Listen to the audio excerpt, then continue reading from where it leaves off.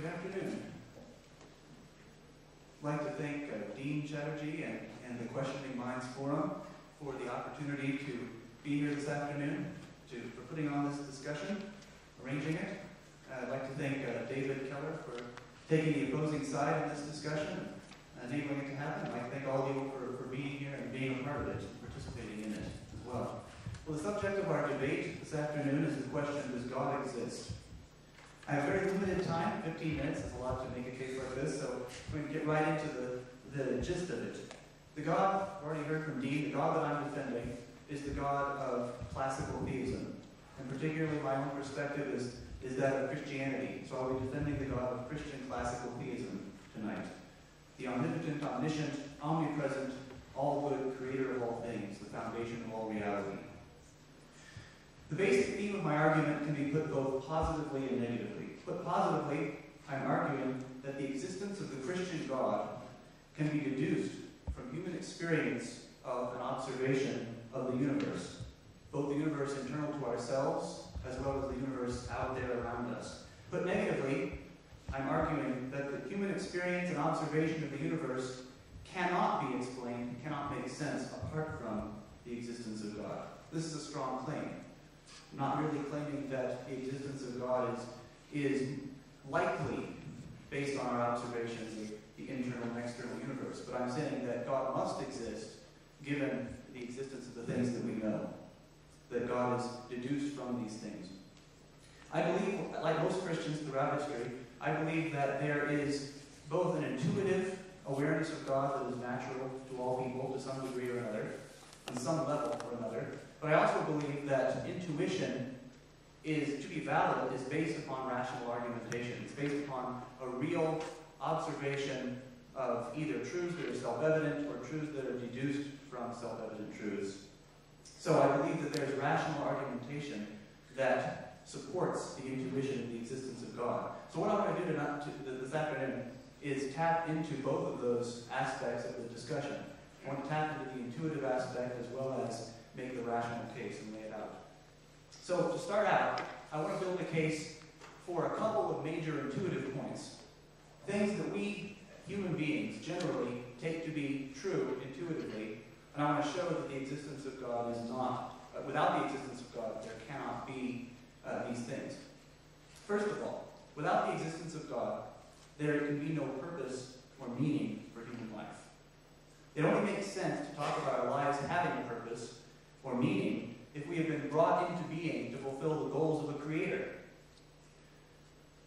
There's no point or purpose for which we have been brought into being if there is no God. Without God, we've been brought into being by nothing but mindless chance, rolling on through the ages. Without God, there is no intention for which we exist.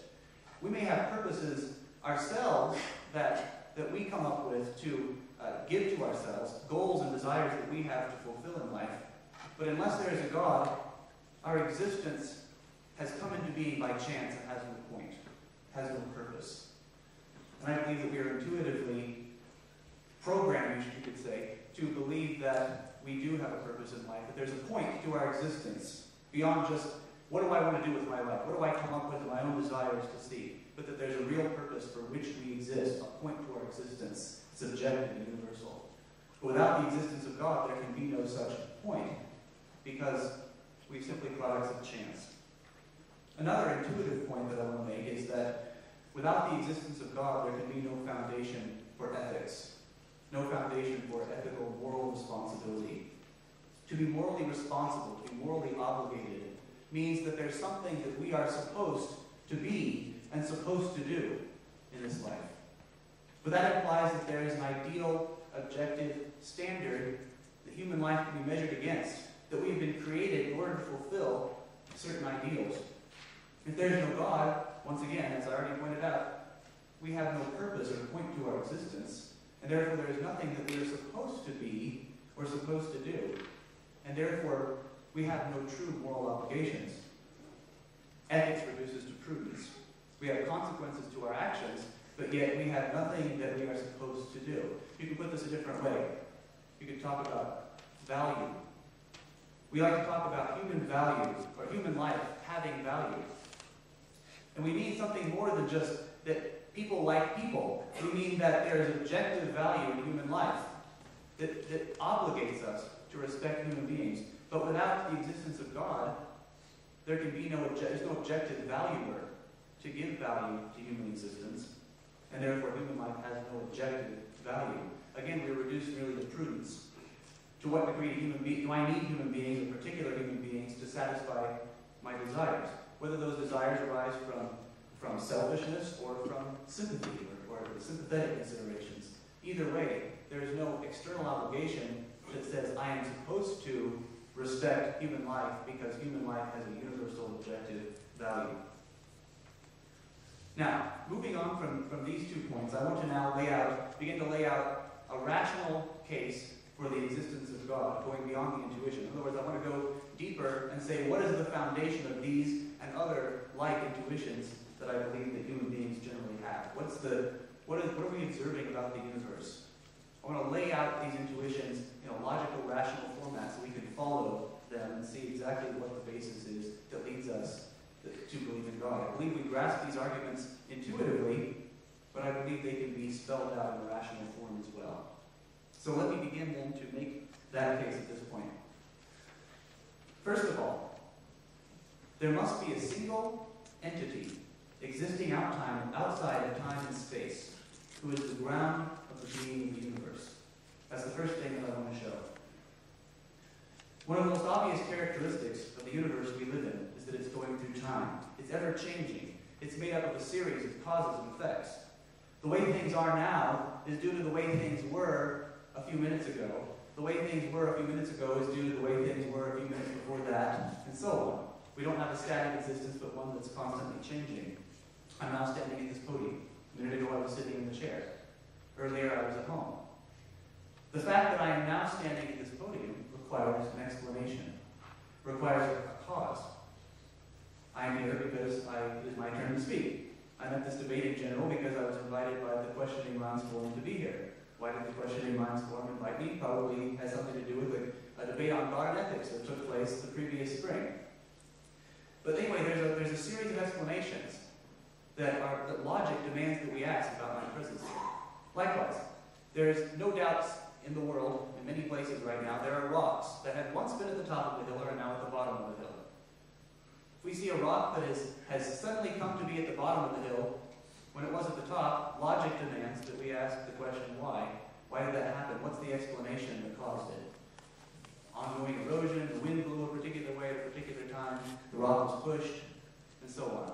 Whatever we come up with, there's an explanation for it. This is a widely recognized principle of logic, the principle of sufficient reason. The principle that everything that begins to be and that changes has to have an explanation, a cause for why it began to be or changed. You see a ball that's rolling in a straight line and it suddenly shifts direction. Logic demands that we ask why. Why did it suddenly shift direction?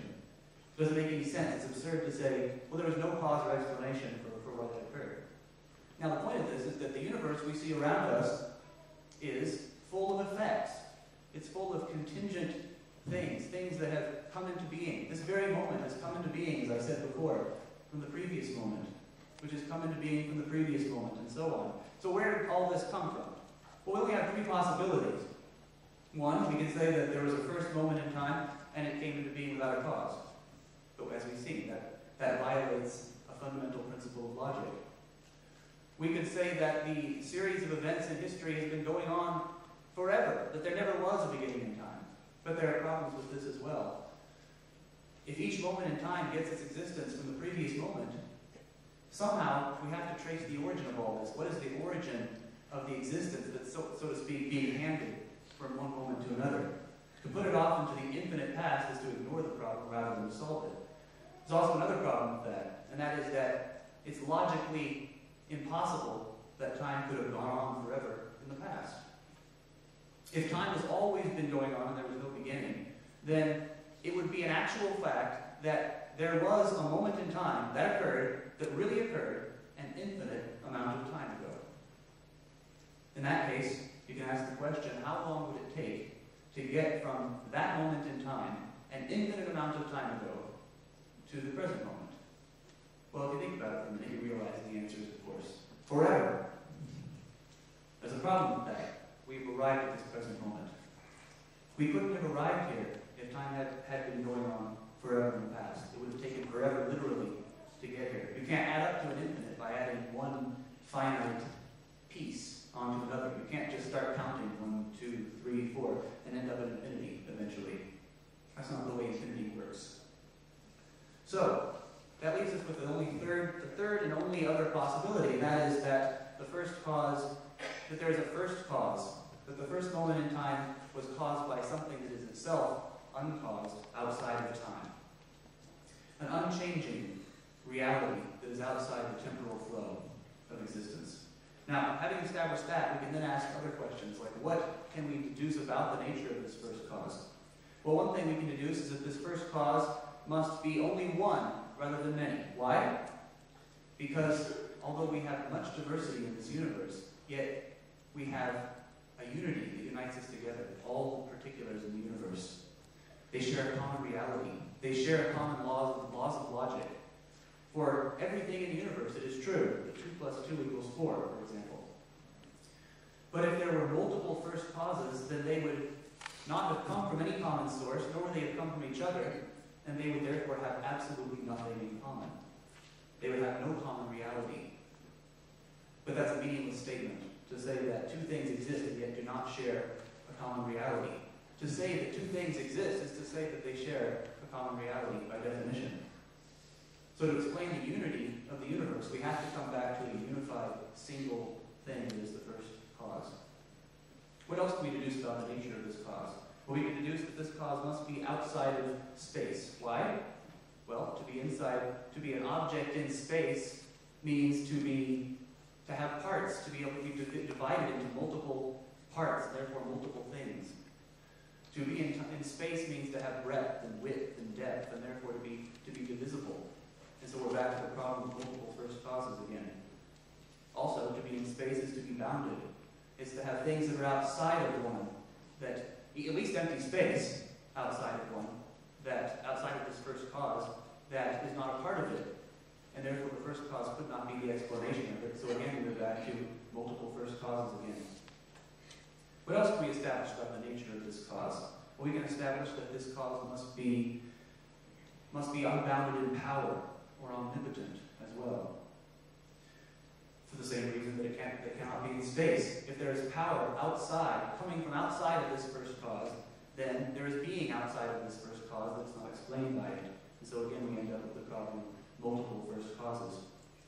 Now, the second main thing I want to argue is that this first cause is not just a thing. This unified, unchangeable, timeless, unbounded first cause is not a thing, but a person, a personal being. My main argument I want to give there is to argue that mind, or consciousness, cannot be reduced to matter. We tend to think that it can. It's very popular to think that way today, but if you think about it, it can't be reduced. It's true that mind and matter are closely related. Brain and mind are very closely connected and tied together. But there's been no scientific proof that they are the same, and there's good reason to think otherwise. Let me give you an illustration to help you think through that. Let's say you have one cannonball. You start out with one cannonball. Now you're not very close to consciousness at this point. Say you have 2 of them, or 3 or 4 or 10. You start arranging them in intricate patterns. How close are you to consciousness? Not at all. But what if you had 2,000 or 2 trillion of them, and you put them together in a machine that causes them to be animated and move and bump into each other in complex ways and form complex patterns? How closer are you to consciousness? Not at all, because you're still adding more of the same. The same problem exists with regard to the mind, the brain. The brain, obviously, is not made up of cannonballs, but it is made up of matter, bits of matter. And no matter how complicated it gets, it still is nothing more than bits of matter interacting, crudely put, bumping into each other, moving each other around, forming complex patterns. There's a gap between that and consciousness. It cannot explain consciousness or mind, and therefore mind is irreducible. Since mind and consciousness is irreducible, it must be traced back to the first cause. In other words, the first cause must possess mind and consciousness, because it cannot come from non-mind. I can go further and say, I have 1 more minute. further and say that this mind is going to have the basis of desires, because to be a mind is to either be content or discontent with the universe, the awareness that the mind has. To be discontent is to hate it. To be content is to love it. And we can show that love and hatred are the basis of all emotions and all emotional life. We can also show particularly that the first cause, one of the emotions the first cause would have would be omnibenevolence, a love of all beings, because the first cause, this God now that we have as personal being, would have the fundamental, utmost foundation for sympathy that is possible. The more you're aware of other minds, the more you're sympathetic and therefore desire the happiness of other beings. The first cause, being omniscient, having all knowledge, would therefore know the minds of all fully, and therefore have the full grounds of sympathy, and therefore desire the happiness and not the misery of all beings in itself considered, although he can ordain it for a good purpose. I'll leave off there, and we'll continue to pick this up as we proceed.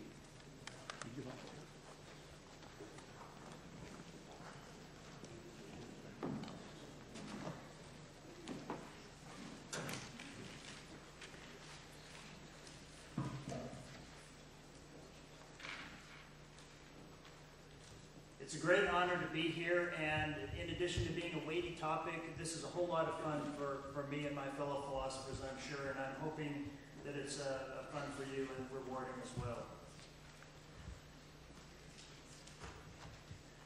Rationality mandates atheism. That is to say, it is irrational to believe in the existence of the God of Abraham, that is, a personalistic, anthropomorphic being who transcends nature, is the sole ground and reason for all existence, and who cares about us and loves us. The tools of rationality, namely logic and empirical verifiability, overwhelmingly weigh against theism. The lesson of postmodernism and feminism is that emotion stands beside rationality as a human source of knowledge. The degree to which people believe in God is the degree to which people tap into irrational ways of knowing. At times, it may be reasonable, in terms of practicality, to be irrational. Religionists ought to be upfront and honest that belief in God is an irrational affair.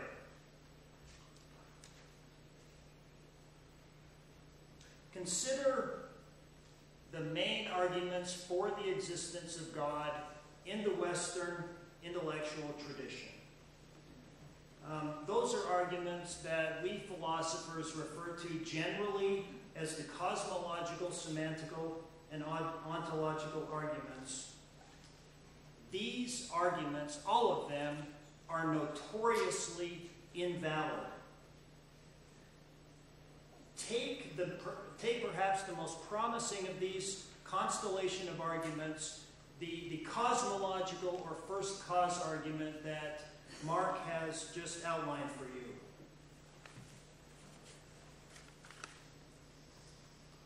If the universe is eternal, there is no first cause. If there is a first cause, since we have no experience of that cause, then it is impossible and indeed arrogant to claim to know the essence of that first cause. The logic of arguments, such as the first cause argument, either reduces God to a principle of physics and cosmology, which is no more than a hypothetical assumption in a theory about the origin of the universe.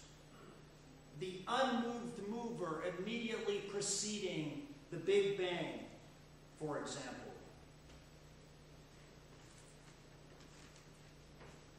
These arguments, put forth by religionists feigning rationality, turn out to be nothing more than interesting exercises in mental gymnastics for philosophy students, but, in my estimation, have no connection to reality whatsoever. The God or gods of these arguments end up having no cognizance or much concern about humans and the human condition, and hence have no relevance for ethics whatsoever.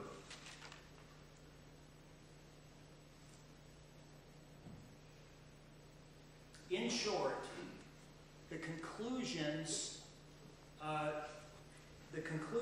these traditional arguments, such as the first cause argument, for the existence of God, end up suggesting something far different than the desired God of Abraham, namely a hypothetical construction in a cosmological theory. Arguments for the existence of God are examples of conclusions based on emotion in search for logic rather than logic leading to a conclusion.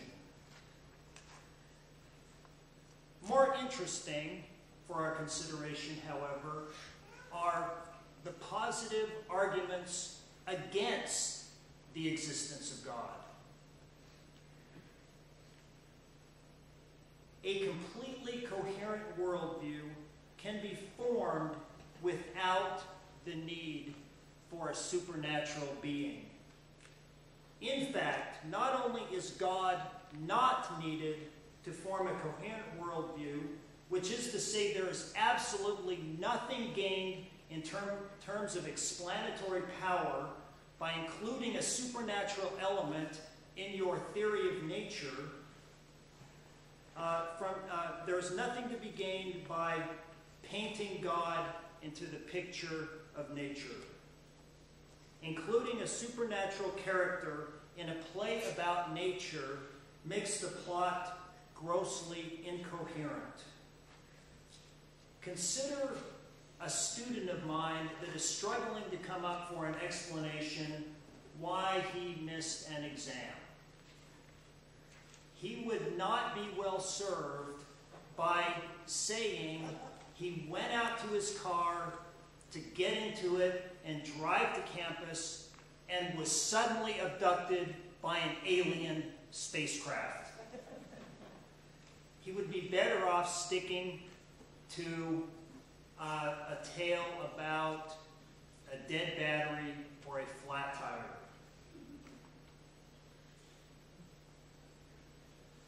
When we look at nature, we see that goal-directed activity is an inherent property of all living things.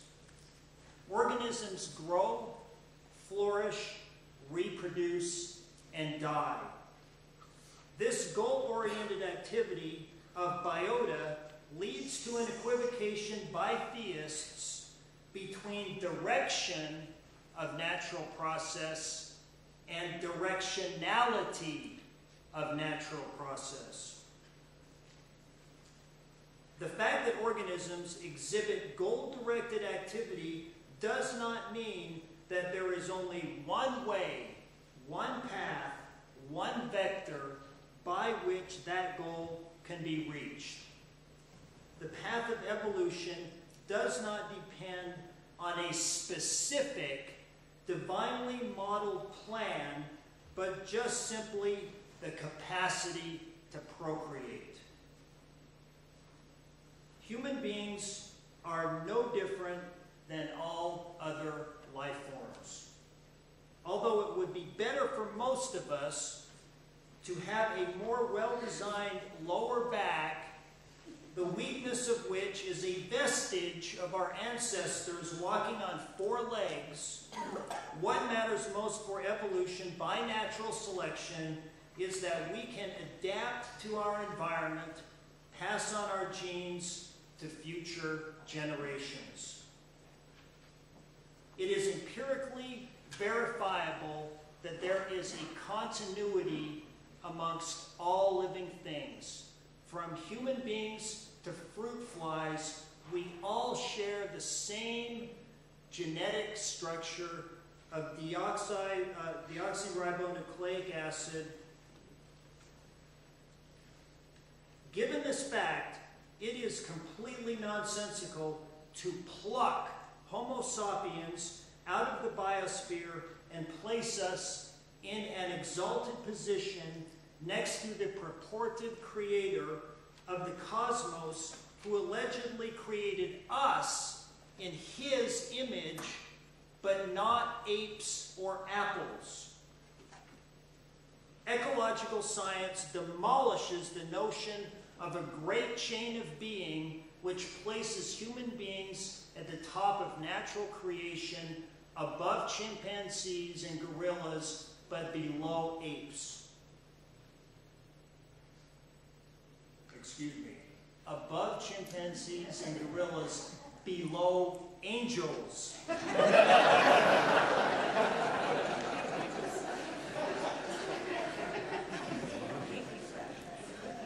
Michael Gabriel.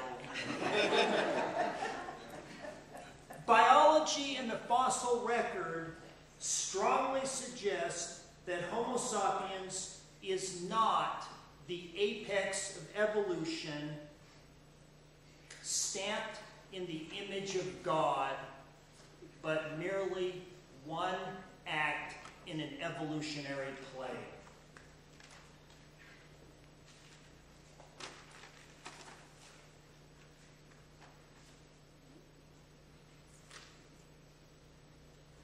To make a long story short, I believe that the tools of reason and logic and empirical verifiability and the scientific method that we have at our disposal as rational, self-aware beings are the tools that we need to form a coherent worldview, and in no need of a supernatural element or ingredient, and that actually adding that sort of supernatural ingredient or element into the explanation weakens the explanation.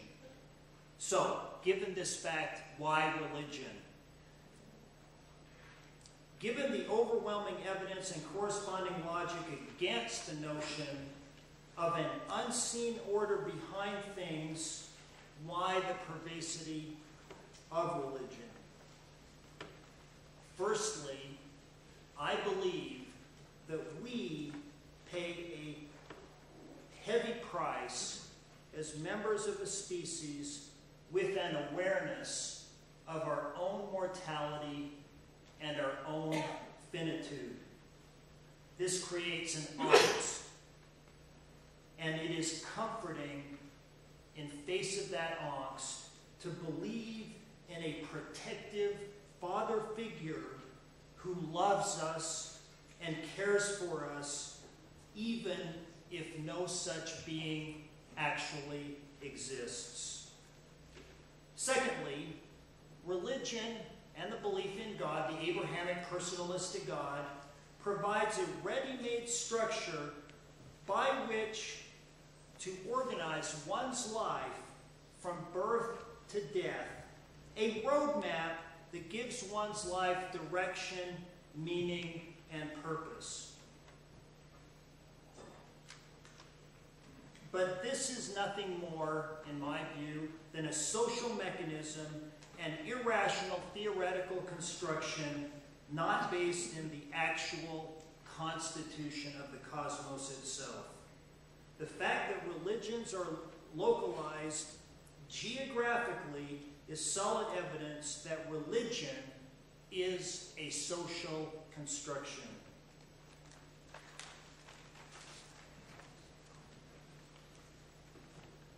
Why is it important for us to be here this afternoon? Why is it important for us to not be enjoying the day and hiking in the Wasatch Mountains in the middle of October and enjoying the leaves? Well, it's because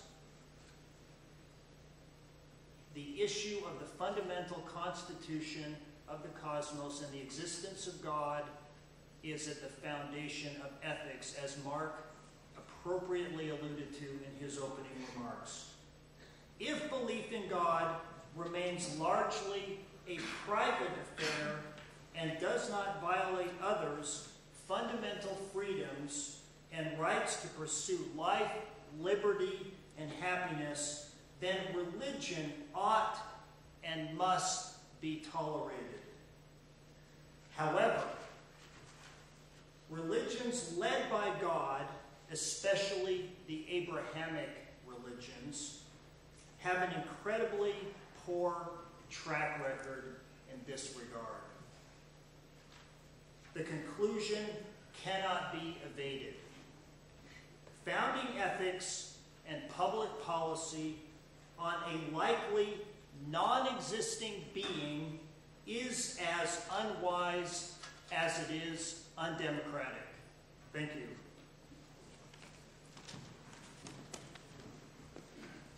I congratulate both of them for keeping their time. Now, each person would be asking the other person questions and expecting some response within a scope of 10 minutes. So, I would ask that the questions be short and precise and the responses be likewise. So first, Mark, I would like to ask you to ask David your questions, and David respond to them. All right. First question. Without the existence of God, does human life, did human life come into being for a purpose, or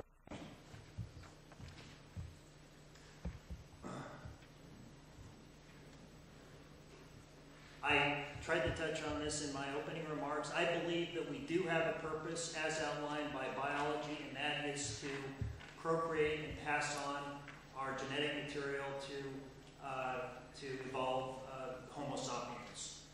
Above and beyond that, I do not believe that there is any higher purpose or meaning to the existence of human beings or Homo sapiens above and beyond our biological evolutionary role. If human beings never came into being and ceased to exist tomorrow, the biosphere would chug along just as well as it did before without us. In fact, ecologically, we are very unimportant. Human beings are not nearly as important in the function and structure of ecosystems as fungi, termites, and bacteria. And we are an accidental epiphenomenon of evolutionary process. Our consciousness is a tool that allows us to adapt to a wide variety of environments, and we have done that admirably. We're one species that can exist from the Arctic to the tropics, and it is our consciousness and our self-awareness and our creativity that have allowed us to do that. Above and beyond our evolutionary history, there is no higher meaning or purpose to human existence. That does not bother me at all.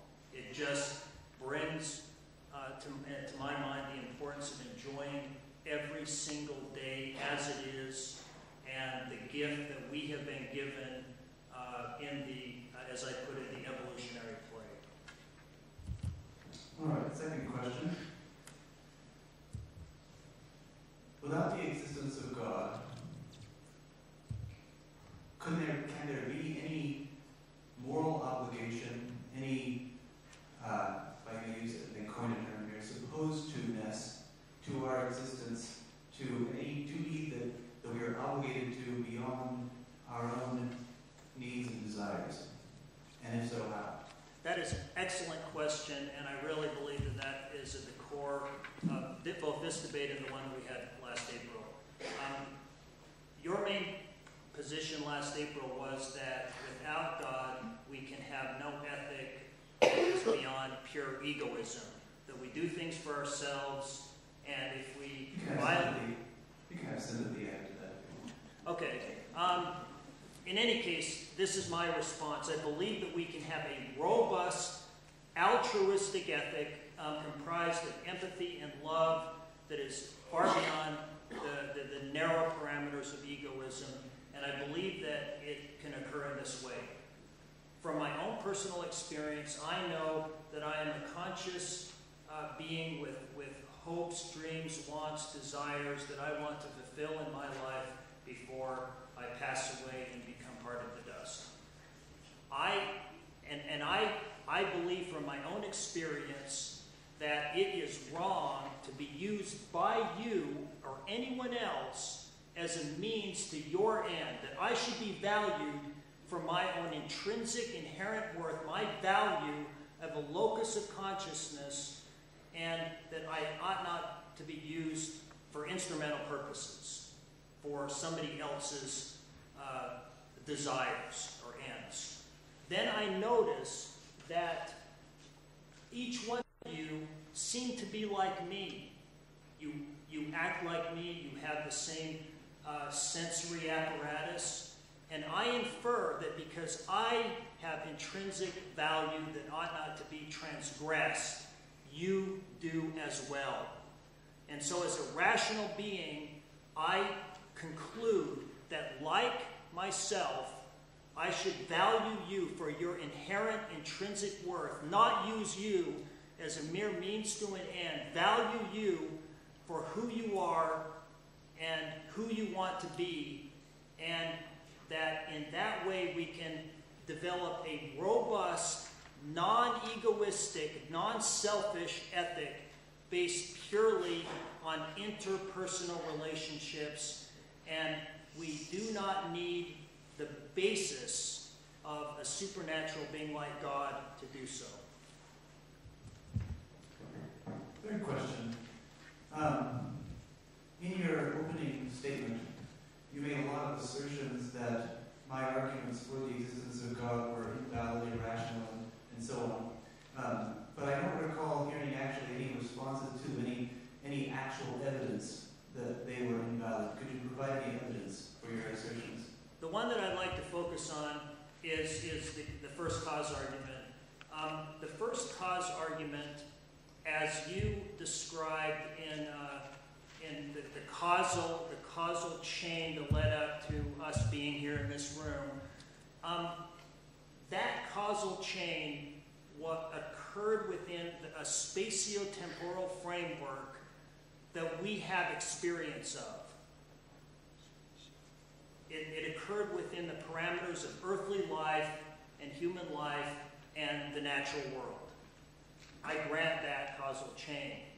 The problem that I have with the first cause argument is suddenly jumping outside of the spatio-temporal framework that we have experience of and saying that some unknown, unseen cause, which is outside of the parameters of time and space, mysteriously created this natural order. That is making an invalid inference from something that we know and have concrete experience of to something that we have absolutely no experience of whatsoever. It's a disanalogy. It's an invalid inference. How would you deal with the idea that, how would you deal with the problem of having time having gone on forever and not really being able to arrive at this present moment, if that was the case? Perhaps my caffeine level is just flagging this late in the afternoon. I was trying, as you were giving that argument, as I have tried to time and time again, both in my philosophy classes and my religion classes, studying Hinduism and Jainism and some of the other great religions of the non-Western world, I cannot see the problem in positing the eternity of the universe. Simply saying that from our limited human perspective, that the universe has existed for eternity and had no first cause. Or if it did, as described by Big Bang cosmology, that whatever we call the impetus, the unexplainable impetus that preceded the explosion of matter from the very small piece that contained all the matter in the universe, whatever we call that initial impetus, God, that's fine, but that's just a logical construction and a cosmological theory, and I don't see how you get a personalistic, caring, Abrahamic God out of an abstract hypothesis of cosmology.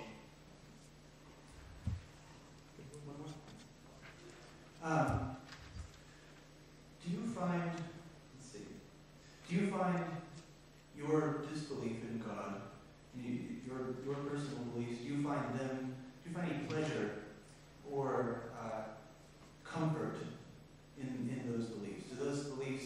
Do you see any advantage in those beliefs for your personal life over against believing in God? The best question yet. Absolutely. I believe that my atheism has been liberating for me as an individual. I think that it has enabled me to value the relationships that I have, my friends and my family, for their intrinsic worth, independently of any grand design that I might be part of.